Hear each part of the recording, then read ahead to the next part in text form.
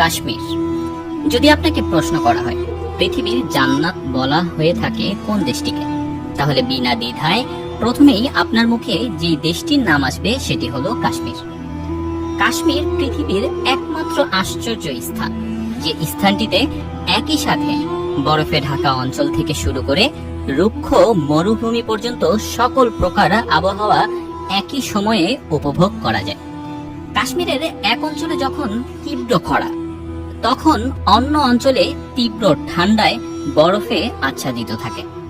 একই সময়ে এবং একই অঞ্চলে বিচিত্র আবহাওয়া, জলবায়ু, নদী, লেক, পাহাড় থাকার কারণে কাশ্মীরকে ছোট্ট পৃথিবীও বলা হয়ে থাকে।